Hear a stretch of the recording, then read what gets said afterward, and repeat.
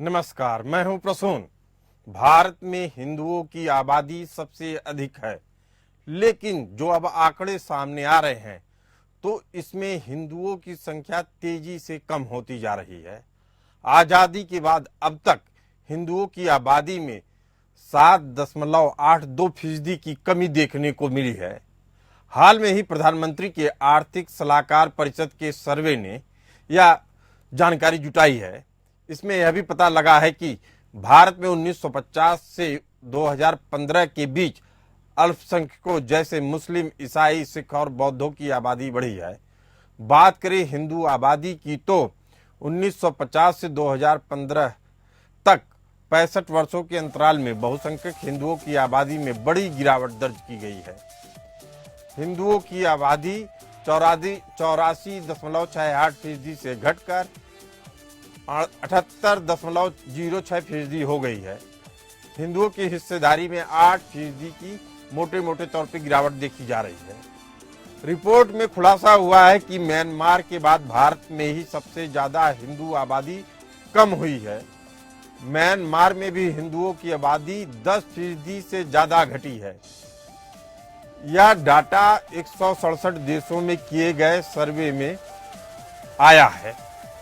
मुस्लिम आबादी में तेजी से बढ़ोतरी देखी गई है। 1950 में मुस्लिम आबादी 9.84% थी, जो 2015 में बढ़कर 14.09% हो गई। पाकिस्तान, बांग्लादेश जैसे दूसरे देशों की तुलना करें तो वहां बहुसंख्यक मुस्लिमों की आबादी बहुत तेजी से बढ़ रही है। जनसंख्या विस्फोट के चलते सबसे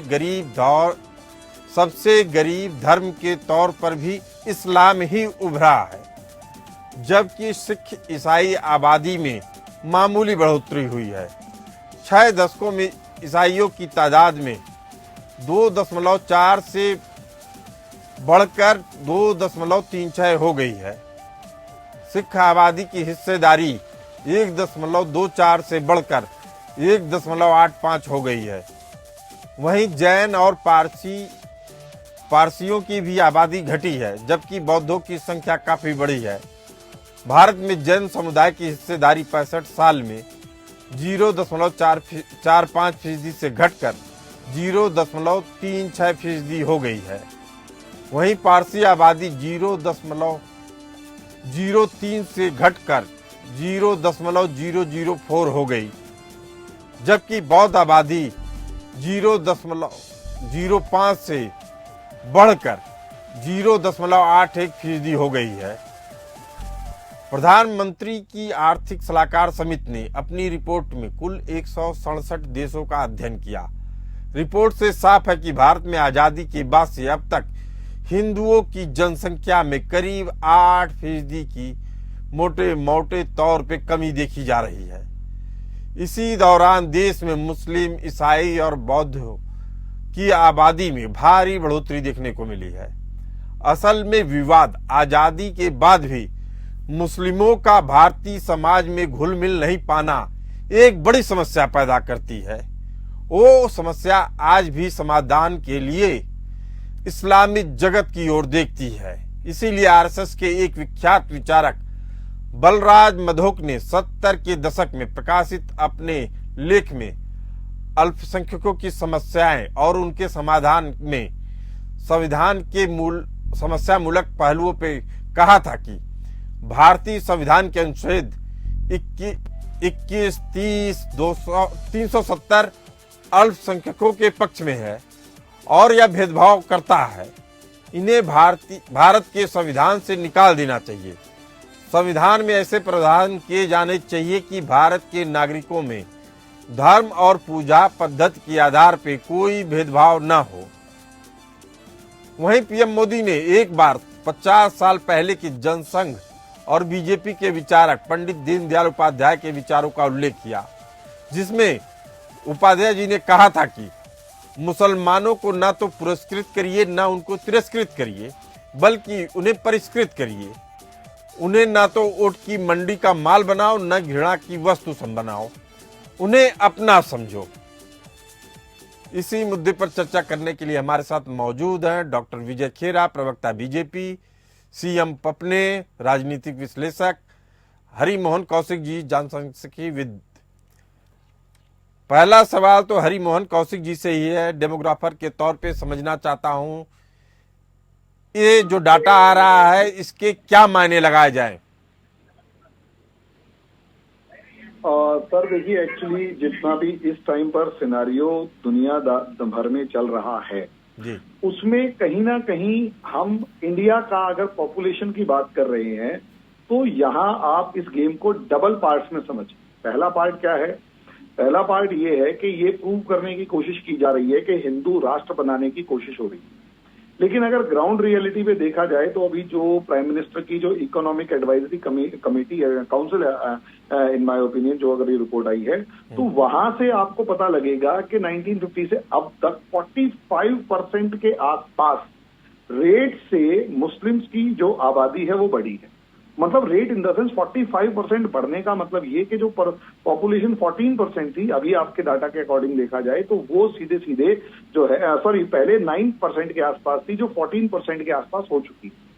इसमें हम अभी वो पॉपुलेशन काउंट नहीं कर रहे हैं जो कि जैसे कहते हैं कि वो वाली पॉपुलेशन काउंट नहीं कर रहे हैं जो अभी अवैध रूप से रह रही है या बिना किसी उसके रह रही है या बिना किसी परमिशन के रह रही है। बेहद अहम बात बता रहे हैं आप हरि मोहन कौशिक जी। ये समझना चाह रहे हैं कि अगर इस तरह की जनसंख्या में बदलाव आते हैं तो क्या भारत के राष्ट्र के तौर पे, भारत की संस्कृति के तौर पे, भारत की जो सभ्यता अब तक रही है उस पे एक बड़ा खतरा होगा? जी हाँ, बिल्कुल, क्यों नहीं खतरा होगा, क्योंकि जो पॉपुलेशन ज्यादा तेजी से बढ़ रही है, मेनली मुस्लिम पॉपुलेशन की तरफ हम फोकस कर रहे हैं, तो वो जो तेजी से बढ़ रही है उसकी आदत है कि वो हमेशा अरब जो कल्चर है, अरब सिस्टम्स हैं, उनको फॉलो करेगी। और यहाँ वाली पॉपुलेशन हमेशा से एक आइडेंटिटी क्राइसिस से गुजर रही है, जो कि आइडेंटिटी की फॉर्म में हिंदू आइडेंटिटी को शेड आउट कर रही है, हिंदू आइडेंटिटी को छोड़ रही है। तो जिस कल्चर की, सभ्यता की, संस्कृति की, संस्कार की बात कर रहे हैं वो तो अभी भी नहीं मानते। तो जैसे ही ये पॉपुलेशन मेजॉरिटी के अंदर जाएगी, ऑब्वियस सी बात है वो मेजॉरिटी पॉपुलेशन आपको डिस्कार्ड करेगी। लेकिन वहां तक पहुंचने से पहले जो कॉन्फ्लिक्ट्स होंगे, जो आज के दिन यूरोप और अमेरिका की सड़कों पे हम देख रहे हैं सोशल मीडिया और मेन स्ट्रीम मीडिया के थ्रू, वो हमें दिखाई देने लगेंगे। वो तो दिख रहे हैं हरि मोहन कौशिक जी। पिछले 25 सालों से वो नजारे भारत में दिखते रहे हैं, लेकिन मीडिया की सुर्खियां नहीं बटोर पाए हैं। कभी ताजिया के नाम पे विवाद किया जाता था, कभी किसी नाम पे, और मुस्लिम तुष्टीकरण की नीतियां अपनाकर इसे प्रोवोक किया जाता था। हमारे साथ मौजूद हैं डॉक्टर विजय खेरा जी, प्रवक्ता बीजेपी। विजय जी, आपने सारी बातें सुनी, अब आप इसको गंभीर समस्या मानते हैं या महज आंकड़ा? देखिए, जहाँ तक जनसंख्या का सवाल है वो तो है ही समस्या। वो हिंदू, मुसलमान या कोई भी धर्म हो, बगैर उसको सोचे ये समझना जरूरी है कि जनसंख्या का बढ़ना ये खतरनाक है, क्योंकि हमारे पास जन संसाधन सीमित है, भूमि सीमित है, जल सीमित है। तो अगर जनसंख्या बढ़ेगी तो समस्या है ही है। डॉक्टर विजय खेरा जी, हम लोग बेहद गंभीर चर्चा कर रहे हैं। ये जो डेमोग्राफिक चेंज होगा, जो डेमोग्राफी में चेंज आ रहा है, ये भारत के लिए खतरा या नहीं? देखिए, हम बताएं, भारत के लिए खतरा तब है जब डेमोग्राफिक चेंज में कोई धर्म के लोग भारत को से, वो कोई भी धर्म हो चाहे और विश्व के किसी भी देश में हो, तो खतरा है। और ऐसा चूंकि हो रहा है इसलिए खतरा है, क्योंकि एक धर्म ऐसा है कि वो राष्ट्र को छोड़ के दुनिया भर के वो 20, 40, 41, 49 जितने भी हैं, वो देश सब मिलके ये समझते हैं धर्म एक हो, हम उसी पे चले, सारी दुनिया उस पर आ जाए और वो इकट्ठे होकर किसी भी देश में हो। लेकिन तो एक बड़ी समस्या है विजय खेरा जी, आपका वीडियो नहीं आ रहा है, अभी हम दोबारा आपसे जुड़ेंगे। हमारे साथ मौजूद हैं सीएम पपने जी, राजनीतिक विश्लेषक के तौर पे।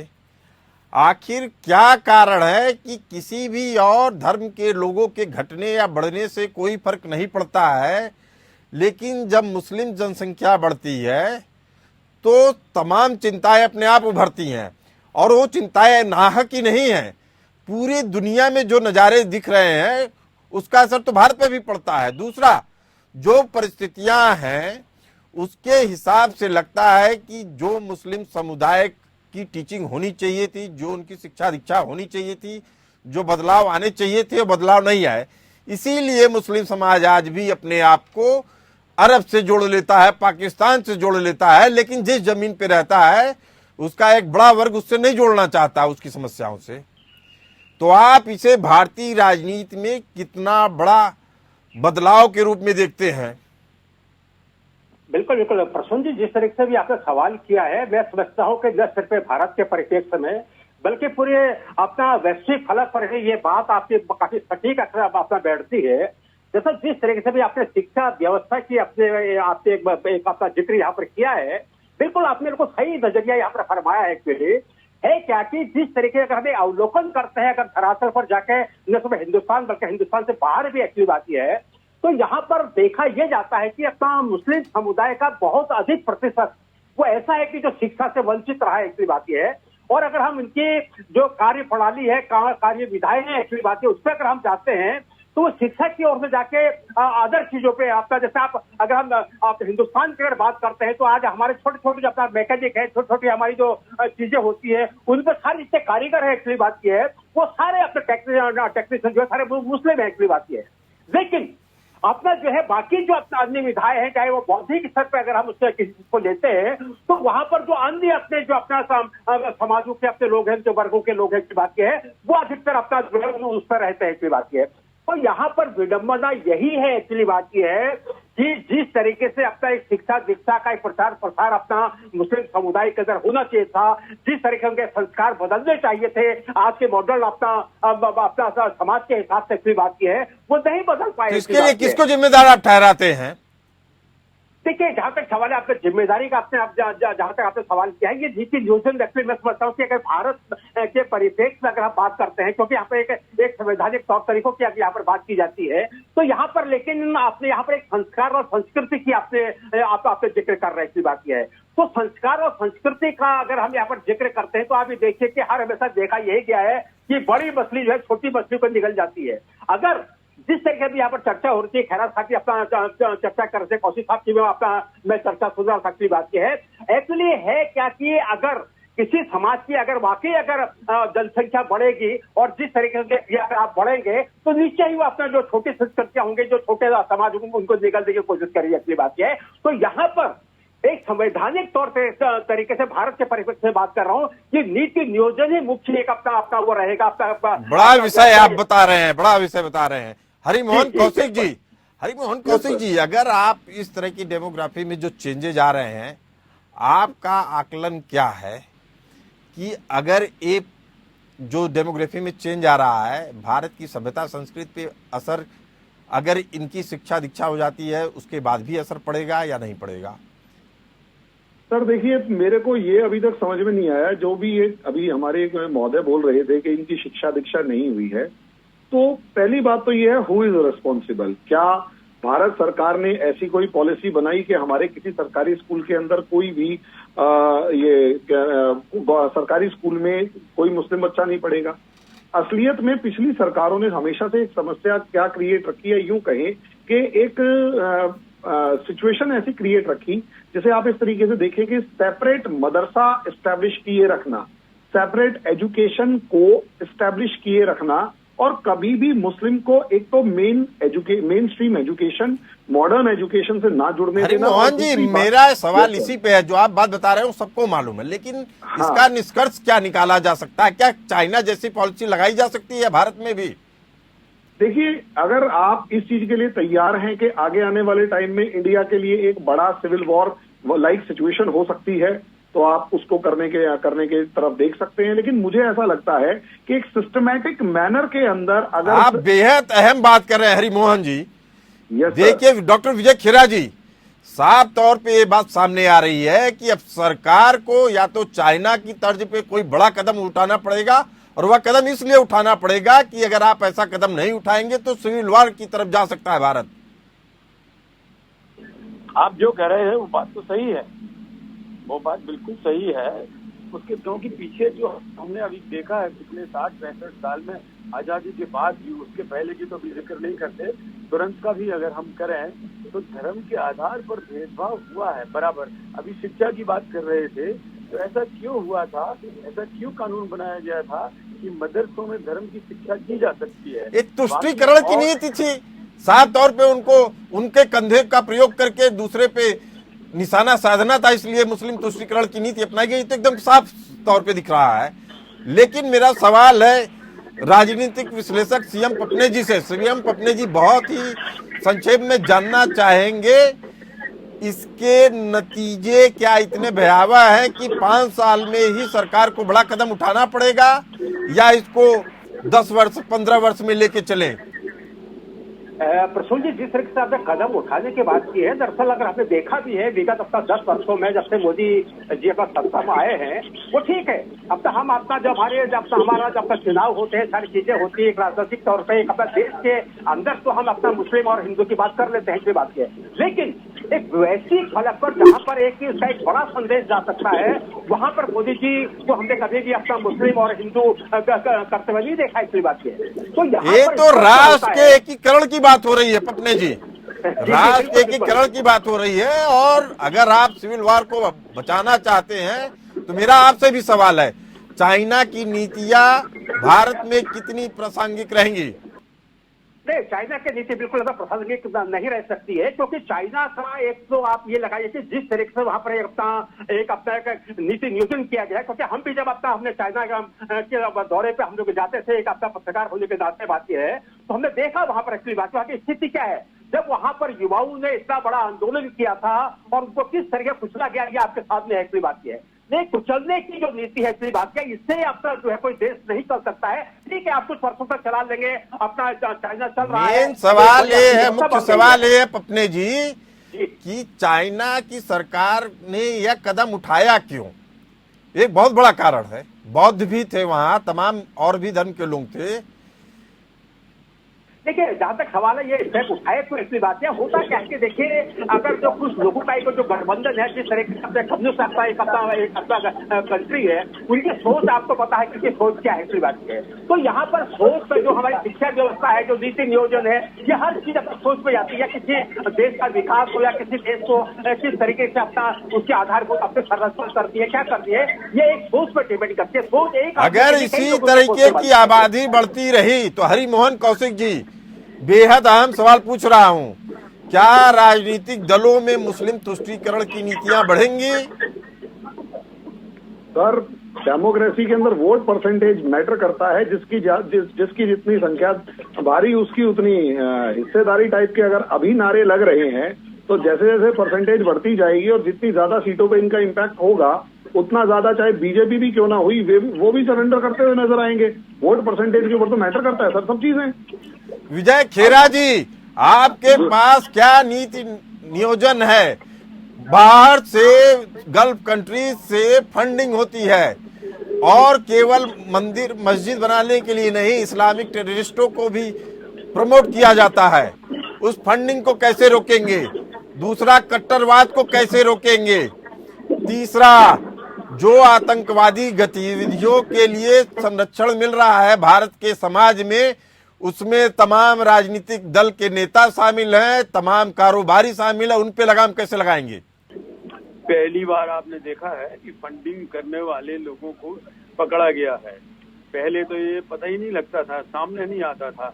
अब तो कई धर्मों का, एक ही धर्म का नहीं, 2-3 धर्मों का बाहर से फंडिंग भी पकड़ गया है और उनको रोक भी दिया गया है और उनकी एनजीओ को बंद भी कर दिया गया है। और इनकी संख्या सैकड़ों में है। 2-4 जो पैसा आया हुआ है वो भी कई करोड़ों में एक संस्था के लिए, वो सब पकड़ गए हैं, पहली बात। दूसरी बात, धर्म के आधार पर जिस दिन भेदभाव बंद हो जाएगा तो आधी समस्या तो उसी दिन सुलझ जाएगी। क्योंकि अगर 2 बच्चों का कानून लागू अगर होता है एक धर्म पर, तो दूसरे पर भी लागू होना ही चाहिए। ये नहीं हो सकता कि धर्म के नाम पर वो राष्ट्र के साथ खिलवाड़ करें। तो ये मान लिया जाए कि अगर तीसरी बार मोदी जी आएंगे तो ये सारी समस्याएं खत्म हो जाएंगी। जो जिस तरह मोदी जी चल रहे हैं, एक के बाद एक जिस तरह समस्याएं सुलझ रही हैं, राज्य की एकता बढ़ रही है, अहिंसा का पाठ फिर से वापसी आ गई है, बिना हिंसा की हमने कश्मीर भी संभाल लिया है, पाकिस्तान को भी पीट दिया है, ज्यादा कोई हिंसा की जरूरत नहीं पड़ी। तो मोदी जी की जो पॉलिसी है, मुझे लगता है वो किसी गांधीवादी पॉलिसी के ऊपर चलकर ही इसमें सफल हो रहे हैं। चलिए ठीक है, तो इस चर्चा को यही विराम देते हैं। आप सभी मेहमानों का डिबेट में हिस्सा बनने के लिए धन्यवाद। हमें दीजिए इजाजत, बने रहिए एपीएन न्यूज के साथ।